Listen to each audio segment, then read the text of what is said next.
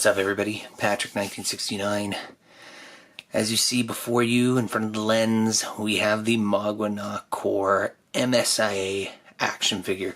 These three figures are the American release, not the Japanese release, and they are from my personal collection, which I am starting to sell off.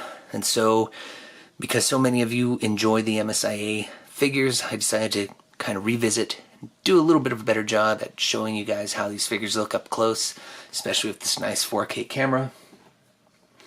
In any case, here we have Rashid. Let's see, this one's, I think this one's Rashid. Okay, I'm just going to say the name. Rashid, Auda, and Abdul. So, yeah, can't remember who's who. But in any case, these figures are pretty damn awesome. Now, they were in around the time of the version 2 MSIA, and the articulation on these bad boys and the sculpts, paintwork reflect that very much. These figures are awesome. Very, very awesome, and I'm going to miss them. But before I let them go into the hands of some other collector, or collectors, whatever, let's take a little bit of a closer look. This is Rashid's mobile suit, and I want to say he's probably maybe the middle guy. Yeah, he comes with some fairly cool accessories. I'll show him off later, but overall, this guy is just so well put together, so well painted. You know, I hardly ever saw any paint smudges on these figures. Maybe I'm wrong, or I just can't remember if I saw any, but he has a #1 decal on him. So cool. Nice head sculpt. Kind of has the Xeon mono eye, if you can see it. But, oh man, I'm getting emotional. I'm going to miss this figure.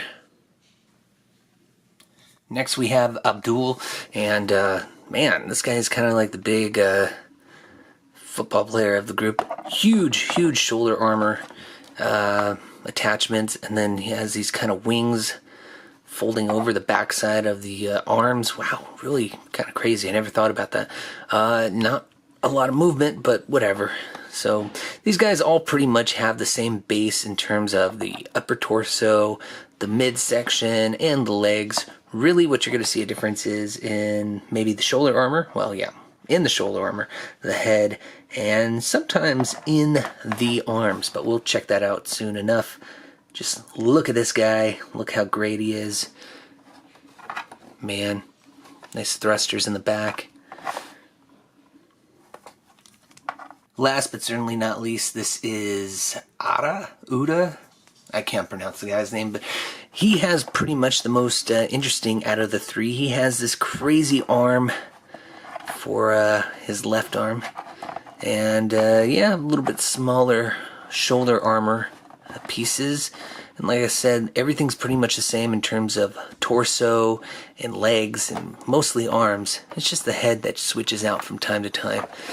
Taking a look at the back, he has this nice little thrusters. He has a really long back skirt armor. That's kind of weird. I don't know if, can't remember, did we see that on the others? No, and no. Huh.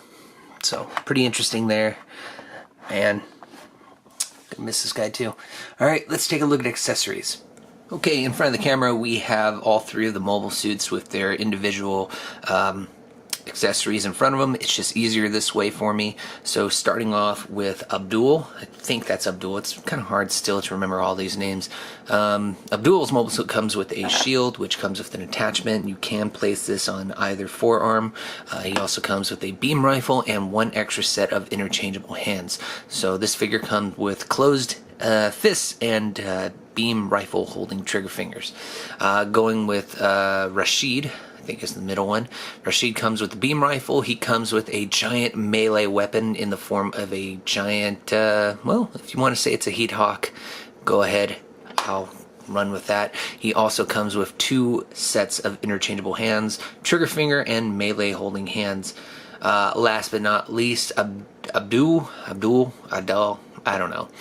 He comes with a shield and also a giant melee axe with the 1 interchangeable hand for his 1 normal side.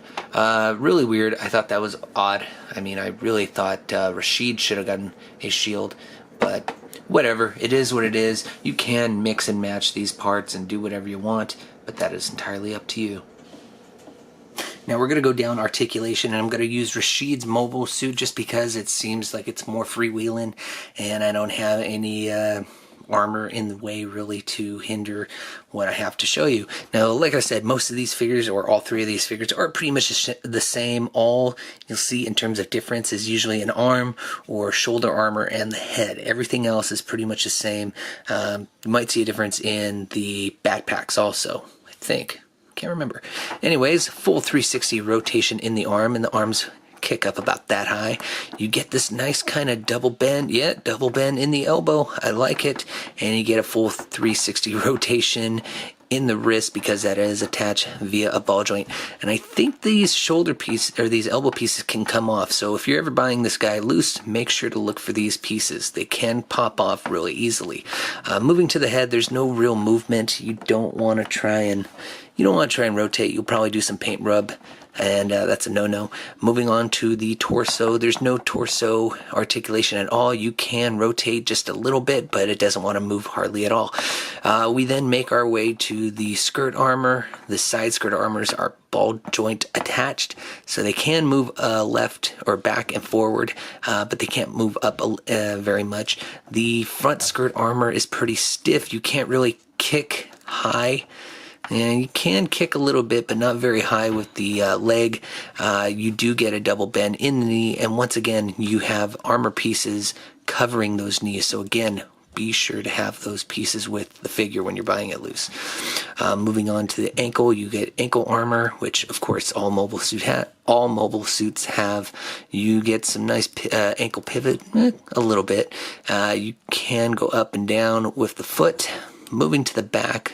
Yeah, it looks like this bad boy doesn't have any real thrusters except on the inside of its backpack. But yeah, that's pretty much it in terms of articulation for all three figures.